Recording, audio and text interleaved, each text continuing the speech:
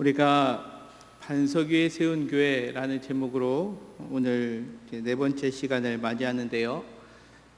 지난 3주간 동안 우리는 반석 위에 세운 교회가 무엇인지 그것에 대해서 함께 말씀을 나누었습니다. 그래서 첫 번째는 예수 그리스도를 구주로 고백하는 교회, 주는 그리스도시요 살아계신 하나님의 아들이십니다라는 그 고백 위에 세워진 교회가 반석 위에 세워진 교회다라고 그렇게 말씀을 나누었습니다. 그 다음에 우리가 추구하는 반석 위에 세운 교회는 무엇이냐? 예배하는 교회인데 어떠한 예배를 드리느냐? 믿음으로 하나님께서 우리를 창조하신 하나님, 우리를 구원하신 하나님, 그리고 우리가 하나님의 거룩한 백성, 하나님의 소유된 백성임을 고백하며 드리는 예배, 그리고 또한 삶 속에서 드리는 예배를 하는 공동체, 이것이 반석 위에 세워진 교회다라고 우리가 함께 말씀을 나누었습니다. 세 번째로는 그 삶 속에서 드리는 예배는 무엇이냐? 삶 속에서 하나님과 동행하는 것이다 라고 그렇게 말씀을 지난주에 나누었습니다. 삶 속에서 하나님과 동행함으로 인하여 우리에게 심판이 있음을 기억함으로 말미암아 하나님과 동행하는 삶을 살아가는 것, 그래 이 땅에서 하나님과 동행함으로 인하여 하나님 나라를 추구하는 것이 하나님과 동행하는 그러한 삶이고, 그런 것을 추구하는 것이 우리 교회다라고 그렇게 말씀을 드렸습니다. 오늘은 반석에 세운 교회, 이제 마지막으로 하나님 나라를 이루는 교회라고 이렇게 말씀을 정했습니다. 하나님 나라를 이루는 교회. 그래서 오늘 우리가 함께 봉독한 로마서 14장 17절에서는 이렇게 말씀합니다. 그렇다면 하나님 나라는 무엇이냐? 하나님 나라는 먹는 것과 마시는 것이 아니요 오직 성령 안에서 의와 평강과 실학이다 라고 그렇게 성경 말씀합니다. 하나님 나라에 대해서 이야기를 하는데 먼저 먹는 것과 마시는 것이 아니다 라는 것으로 먼저 시작하는 것을 보게 되는데요. 사실 이렇게 이야기하는 이유가 있습니다. 오늘 우리가 봉독한 로마서, 특별히 24장의 배경을 보면 로마 교회 안에 큰 갈등이 있었습니다. 어떠한 갈등이 있었냐면 믿음이 강한 사람과 믿음이 약한 사람들 간에 갈등이 있었다라는 거죠. 14장 앞부분에 보면 어떠한 갈등이 있게 되냐? 음식 문제로 인한 갈등이었습니다. 제사를 지낸 음식을 먹어야 되느냐 말아야 되느냐, 이것이 그 교회의 큰 이슈가 되었다라는 거죠. 그래서 먹는 자는 먹지 않는 자를 이제 업신여깁니다. 야, 너는 믿음이 없어서 이런 것도 못 먹냐라고 하면서 먹지 않는 자들을 업신여기는 경우가 생겼고요. 또 먹지 않는 자들은 먹는 자들을 비판합니다. 어찌 하나님을 믿는 사람이 우상에게 바친 제물을 먹을 수 있느냐라고 하면서 그 먹는 문제로 인하여 교회에 큰 갈등이 있었다라는 거지요. 이에 대해서 바울은 이렇게, 그래서 믿음이 강한 사람, 약한 사람들이 이 율법 안에 있는 부정한 음식 문제로 인하여 갈등하게 되었는데, 이제 로마서 14장 15절 16절에서는 바울은 이에 대해서 이렇게 이야기합니다. 만일 음식으로 말미암아 내 형제가 근심하게 되면 이는 내가 사랑으로 행하지 아니함이라. 그리스도께서 대신하여 죽으신 형제를 내 음식으로 망하게 하지 말라라고 그렇게 말씀하고 있습니다. 사실 우리가 신앙생활함에 있어서 먹는 문제로 가지고 그것이 갈등이 되고 그 형제들 간의 마음 가운데 상처를 주게 되면 그것은 하나님께서 원하시지 않는 방향이다라는 것을 이야기하고, 그것에 대하여 궁극적으로 이렇게 이야기를 하는 거죠. 내가 사랑으로 행하지 아니하였다라는 거죠. 먹는 갈등의 문제가 있을 수 있습니다. 그러나 그것이 갈등으로 키워지고 그것이 분쟁의 요소가 된다면 그것은 사랑으로 행하지 아니하는 것, 그리고 그것 음식으로 말미암아 형제를 죽이게 되는, 망하게 되는 것이다라고 이야기하고 있다라는 거죠. 그래서 또한 16절에서는 이렇게 말씀합니다. 그러므로 너희의 선한 것이 비방받지 않게 하라라고 그렇게 성경은 말씀합니다. 사실 교회가요, 이 먹는 문제로 인하여 갈등하지만 사실 교회 안에는 하나님의 선한 것이 너무나도 많이 있습니다. 먼저는 우리가 구원받았다라는 거죠. 이제는 우리가 이 땅에 하나님의 자녀로서 삶을 살아가면서 하나님의 예수 그리스도를 믿음으로 말미암아 구원받았다라는 가장 큰 선한 것이 우리에게 있고요. 또한 하나님으로부터 우리가 받은 사랑이 있기에 그 받은 사랑으로 인하여 우리가 구제하고 또 나눔의 그러한 삶을 살아가는 것, 그 선한 것들이 있는데 우리 안에 이 먹는 문제, 사소한 갈등의 문제처럼 보일 수 있는 이것으로 말미암아 이 선한 것들조차도 비방받게 되었다라는 것을 오늘 성경은 의미합니다. 사실 오늘날 우리 교회의 모습이 그렇지 않습니까? 사실 교회가요, 비난을 많이 받는 오늘날의 시대를 살아가고 있습니다. 그러나 막상 우리가 잘 살펴보면 교회가 그렇게 비난받을 일만 한 것은 아닙니다. 선교와 구제, 그 어느 단체보다도 많이 합니다. 하나님의 사랑으로 연약한 자들을 잘 보듬습니다. 그럼에도 불구하고 교회가 왜 비방받을까요? 우리를 향하여 그들이 저들은 하나님의 사랑을 이야기하면서 서로 싸워, 그리고 하나님의 사랑을 이야기하면서 다른 사람들을 너무 비하하거나 저들을 너무 정죄해 라고 이야기하면서 오히려 우리의 모습을 비방하는 그런 모습 속에 우리가 살고 있지 않습니까? 그렇다면 정말 우리가 추구해야 될 하나님 나라, 그 하나님 나라는 무엇일까요? 오늘 로마서 14장 17절을 다시 한번 읽겠습니다. 하나님의 나라는 먹는 것과 마시는 것이 아니요 오직 성령 안에서 의와 평강과 실학이다 라고 그렇게 성경은 말씀합니다. 하나님 나라는요, 주권이 하나님께 있다라는 거죠. 그리고 하나님 나라는 그 백성은 누구냐? 믿음의 성도다라고 이야기를 한다라는 겁니다.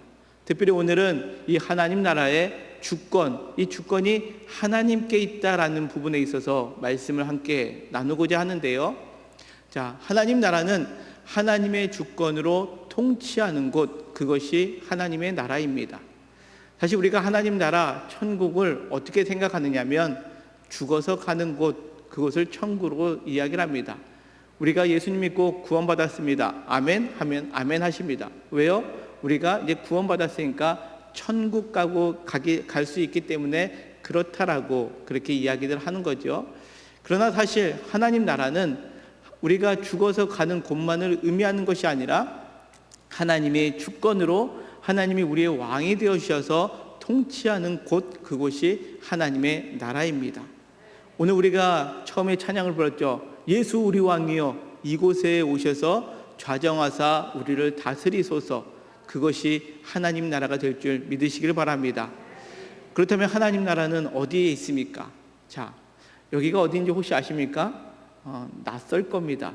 왜냐하면 제가 예전에 살던 동네에 있던 건물입니다.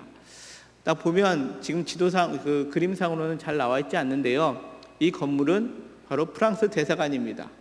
프랑스 대사관 어디에 위치해 있냐면 서울시 서대문구 합동이라는 곳에 위치해 있습니다. 장소는 대한민국에 있습니다. 서울 서대문구 합동이라는 대한민국에 있는 그런 프랑스 대사관이지만, 그러나 프랑스 대사관의 그 담장을 넘어가면 그 안에는 프랑스 법을 따르는 프랑스국에 속합니다. 그것은 국제법에 그렇게 통용되어 있습니다. 장소는 대한민국에 있지만 통치는 프랑스에 속해 있는 것, 그것이 프랑스 대사관의 모습처럼 우리도 마찬가지입니다. 이 땅에서의 하나님 나라는 뭐냐? 장소는 비록 이 세상에 있습니다. 우리가 추구하는 하나님 나라, 천국이 아니라 이 땅에 거하고 있지만 통치는 하나님께 속해 있는 곳, 그것이 하나님 나라가 됨을 여러분들 믿으시기를 바랍니다. 그러기에 이 하나님 나라는 우리 안에 있다라는 거죠.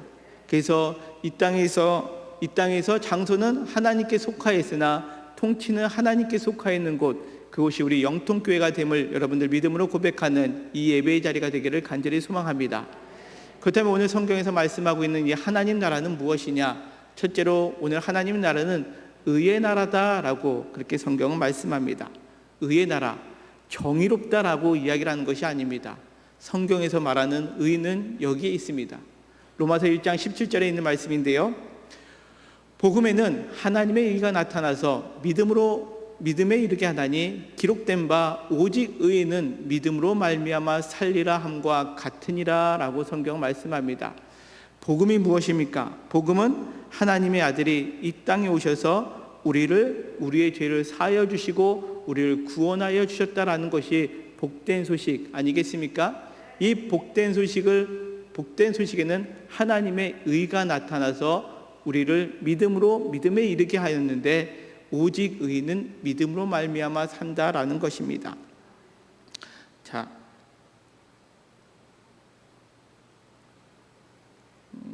여기 안 먹는데요. 다음 그림, 여기 보면은 여러분들 이게 모닥불입니다. 그죠? 모닥불이 활활 타오르고 있는데 저 모닥불을 피우고 있는 저 나무를 우리는 뭐라고 이야기를 하냐면 장작이다라고 이야기를 합니다. 장작. 그렇지 않나요?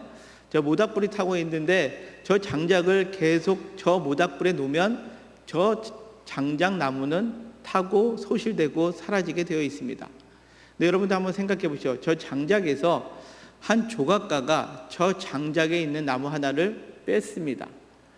빼서 그 나무를 보고 내가 이 장작 나무를 가지고 내가 내 조각품을 하나 만들어야 되겠다라고 이야기한다면 저 밖에 나와 있는 나무는 장작일까요? 아닐까요?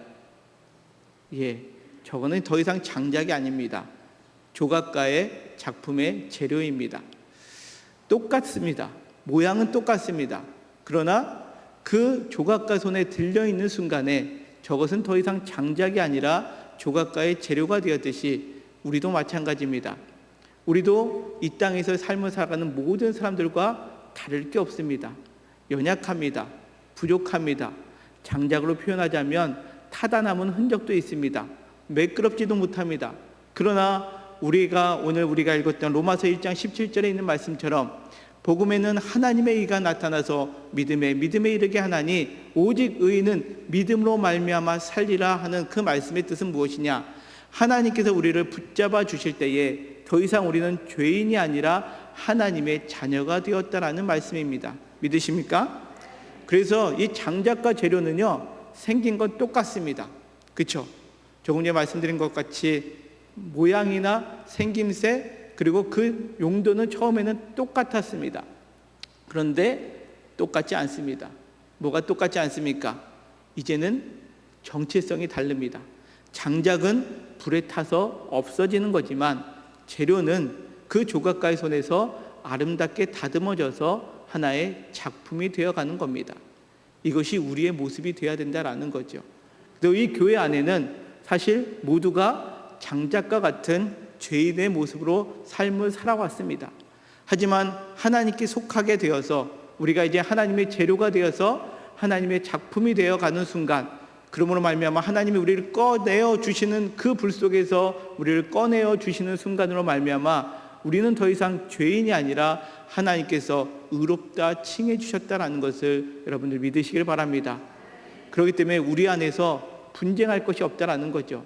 사실 우리가 깨끗해지고 내가 좀 더 의로워지고 내가 좀 더 정의롭다라고 이야기해서 우리가 이곳에서 예배드릴 수 있는 것이 아니라 성경은 말씀합니다. 하나님의 의는 하나님에 의해서 우리가 의롭다 칭함을 받는 거고 그로 인하여 우리는 하나님의 자녀가 되었다라는 것을 성경 말씀합니다.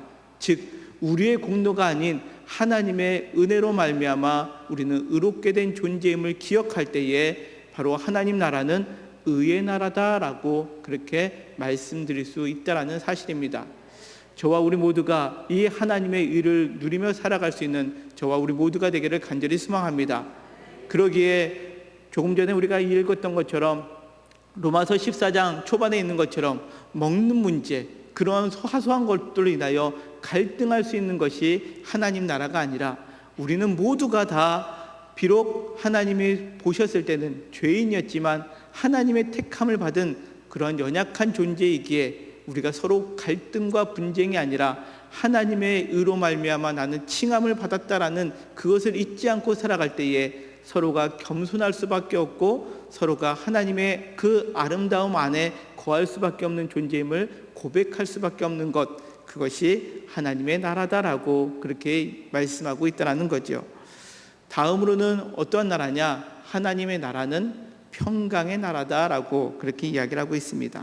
평강. 이 평강의 상태는 샬롬이다라고 이야기를 하는데요. 이 샬롬은 하나님께서 우리를 친히 다스리실 때에 우리에게 오는 평안함이다라는 거죠. 우리 자녀는 부모로부터 태어났습니다. 그러기에 갓난아이가 제일 평안한 상태에 누릴 수 있는 곳은 어디입니까? 바로 어머니의 품 안입니다. 우리가 정말 가장 편안한 상태에 누릴 수 있는 것은 바로 우리가 하나님께로부터 왔기에 하나님 안에 거하고 있는 그 순간, 그때가 가장 평안한 상태가 될 수 있음을 성경은 우리에게 말씀하고 있다라는 거죠. 그것이 평강의 나라다라는 겁니다.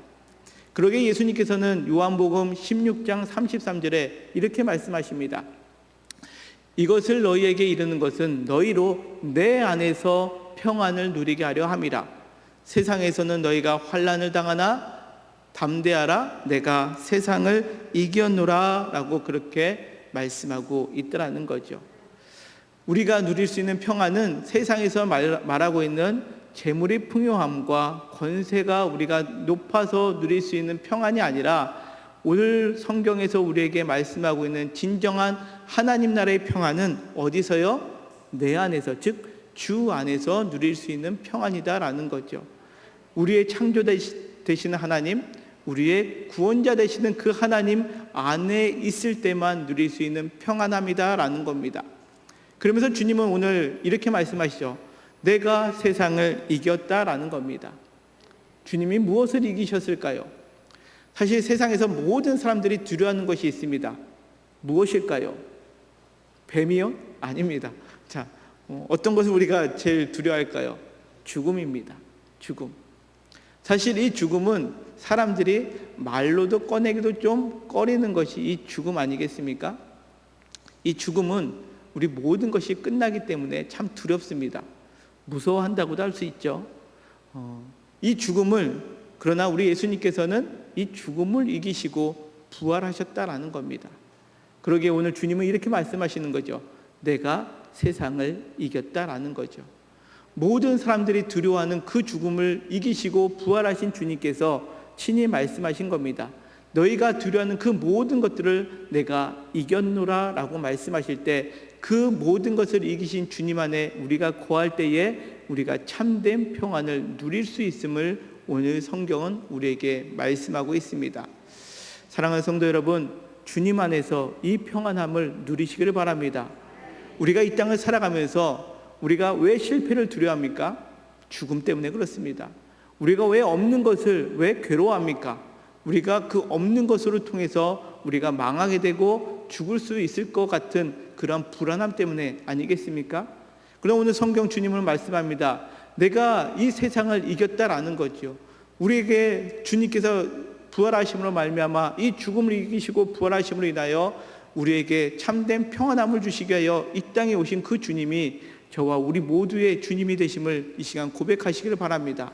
그러할 때에 우리 안에 하나님의 통치하심이 임하게 됨을 오늘 성경은 우리에게 말씀하고 있습니다.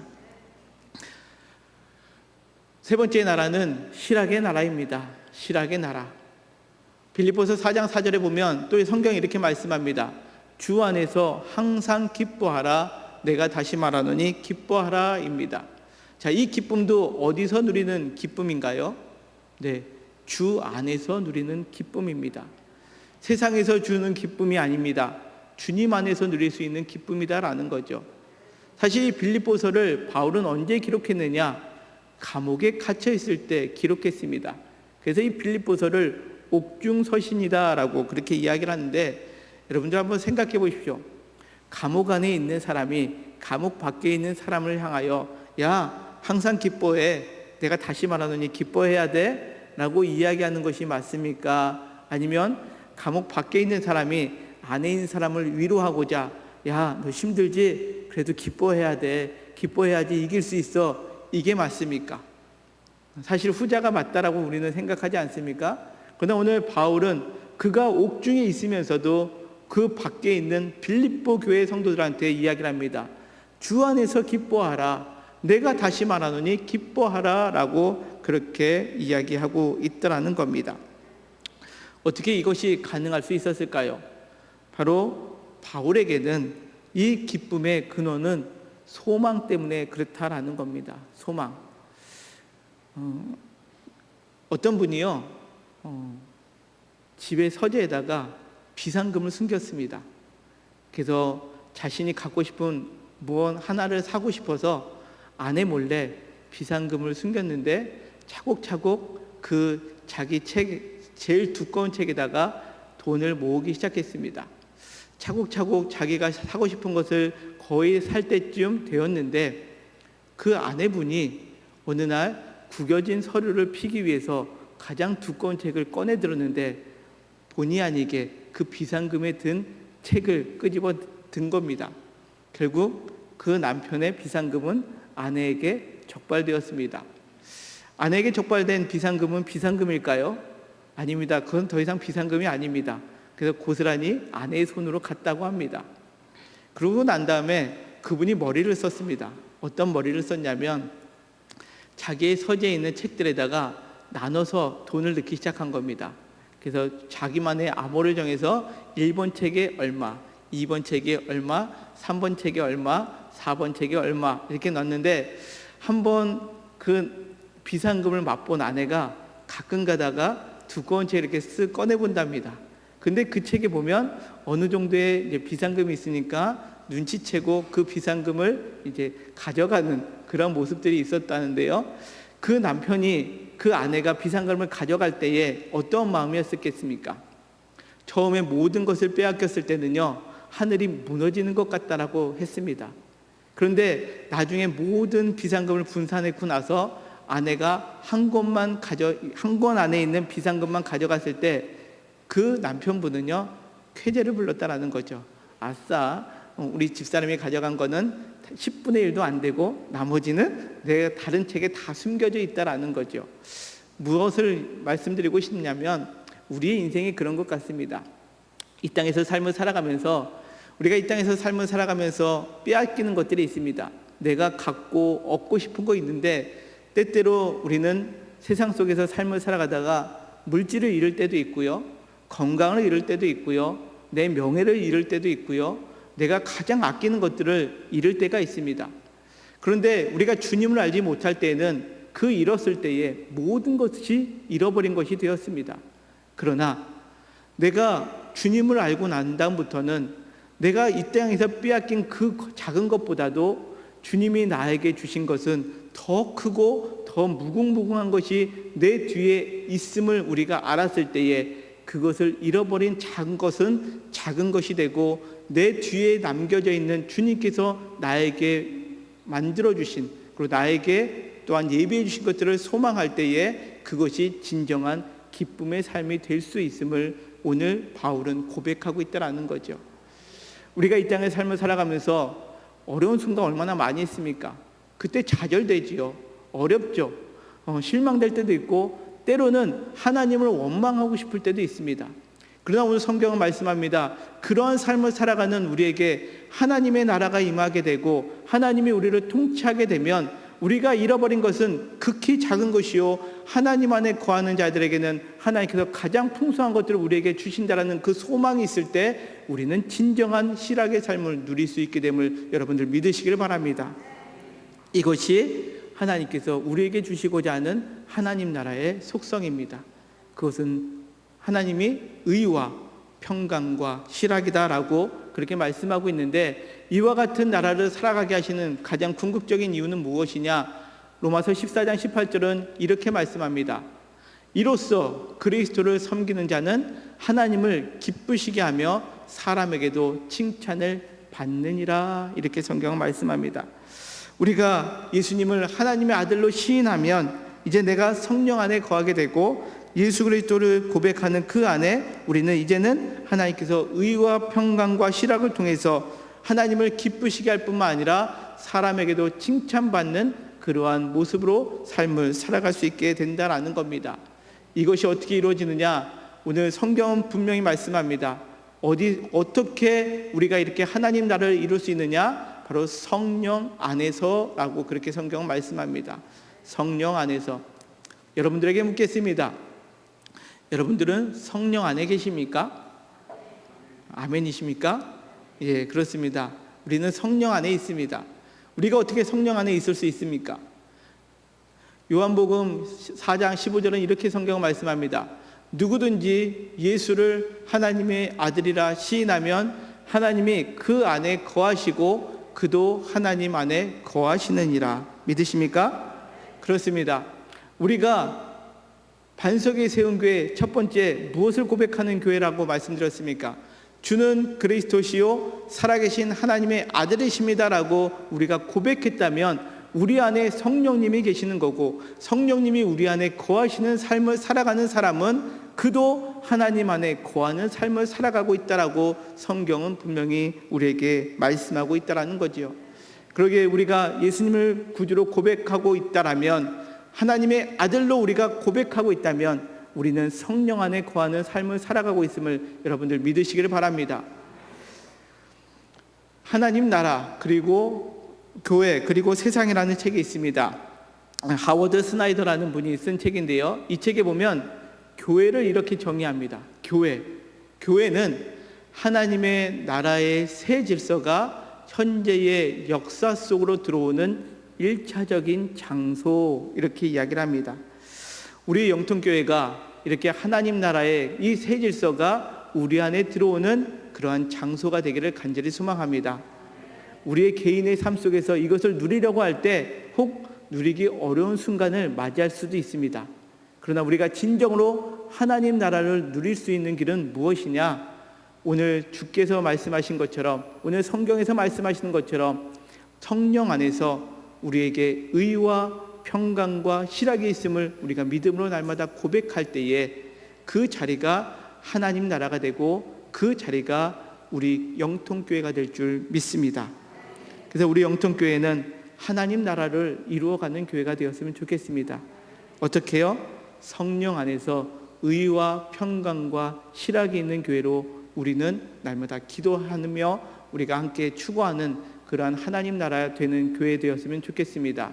그래서 우리는 날마다 기도해야 되죠. 하나님, 내가 내 안에 성령님이 계시고 그로 인하여 내가 주 안에 거하고 그 주 안에 거함으로 인하여 내가 하나님으로 말미암아 의롭다 칭함받고 주 안에 있는 평강을 누리고 주 안에 있는 기쁨을 누리는 삶을 살아가게 해달라고 날마다 기도할 수 있는 저와 우리 모두가 되기를 간절히 소망합니다.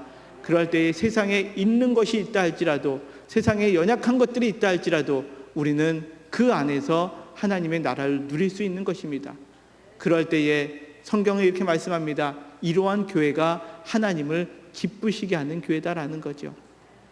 우리 영통교회는 하나님을 기쁘시게 하는 교회가 되기를 간절히 소망합니다. 우리 한 사람 한 사람이 모여있는 이곳이 하나님을 기쁘시게 하는 교회가 될 줄 믿습니다. 뿐만 아닙니다. 그런 교회가 될 때 우리는 사람에게도 칭찬받는 교회가 되는 겁니다. 이 땅을 살아가면서 이제 우리 안에 거하고 있을 때 로마 교회조차도 믿음이 강한 자, 믿음이 약한 자 안에서 또한 여러 가지 문제로 인해서 갈등이 있었고 아픔이 싸움이 있었습니다. 그렇다면 우리 영통교회는 이제 오늘 이 말씀을 기억하며 반석 위에 세워진 교회로서 하나님 나라를 이루는 교회가 되기 위해서는 날마다 하나님의 의를 추구해야 됩니다. 남을 볼 때에 나도 동일한 죄인이었음을 기억하고 하나님 안에서 더 겸손하게 낮아지는 우리 영통교회 모든 성도님들 되시기를 바랍니다. 뿐만 아니라 우리 안에는 그리스도의 평강을 누리시기를 바랍니다. 하나님, 나의 모든 우리가 두려워하는 죽음조차도 이기셨던 분이 우리 주님이심을 믿음으로 고백하며 내 안에 어떠한 불안과 초조한 상황들이 온다 할지라도 그 세상을 이기신 주님으로 말미암아 온전한 평안함을 누리시기를 바랍니다. 그리고 내가 이 땅에서 많은 것을 잃다 할지라도 하나님 안에 나에게 더 풍성한 것들이 있음을 기억하고 그것을 소망하며 기쁨 가운데 거하는 우리 영통교회 모든 성도들이 되어서 하나님을 기쁘시게 그리고 사람에게 칭찬받는 우리 영통교회가 되기를 주님의 이름으로 간절히 축원합니다. 우리 시간 함께 찬양하는 시간 갖도록 하겠습니다.